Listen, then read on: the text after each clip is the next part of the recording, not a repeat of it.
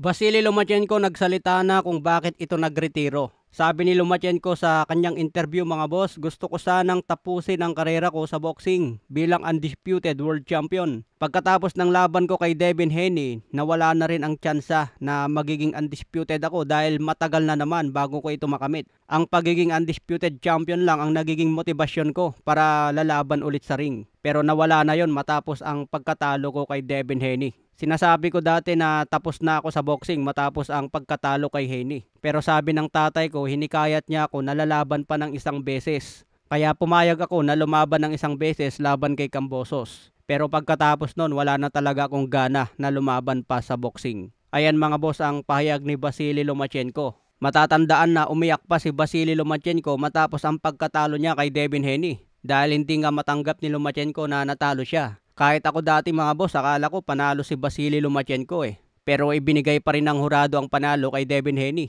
Masakit kay Lomachenko ang pagkatalo niya kaya umiyak ito at nawalan na ng gana. Target kasi ni Vasily Lomachenko na maging undisputed champion pero pakiramdam niya nadaya pa. Lahat ng pagkatalo ni Vasily Lomachenko dikit lang at kontrobersyal. Kahit yung pagkatalo niya dati kay Teofimo Lopez. Hindi nga lang sumusuntok dati si Lomachenko sa mga unang 6 na round kay Teofimo Lopez dahil may iniinda pala itong injury. Bumawi na lang si Lomachenko ng puntos kay Lopez pagdating na ng late rounds. Kahit panoorin yung replay ng Lomachenko versus Lopez mga boss. Noong nagsimulang gumanti si Lomachenko kay Lopez, na-outbox na niya ito si Lopez. Kaya marami ang nagsasabi nun kung maaga lang na gumanti itong si Lomachenko kay Lopez, siguradong na-outbox niya ito hanggang late round. Pero sabi nga ni Lomachenko pagkatapos ng laban, may iniinda itong injury. Ganon din ang laban niya kay Devin Haney mga boss, kontrobersyal at marami ang nagsasabi na dapat ibinigay kay Loma ang panalo. Pero may lumalabas na balita mga boss, baka posible raw bumalik si Lomachenko, exhibition na lang kay Manny Pacquiao. Isang fantasy fight na lang ito na pwedeng mangyari. Okay naman yung isang exhibition fight, basta may perang ialok kay Lomachenko na malaki. Sinabi nga rin ni Manny Pacquiao yan sa kanyang interview mga boss. Tinitignan din nila ang posibilidad laban kay Lomachenko bilang exhibition.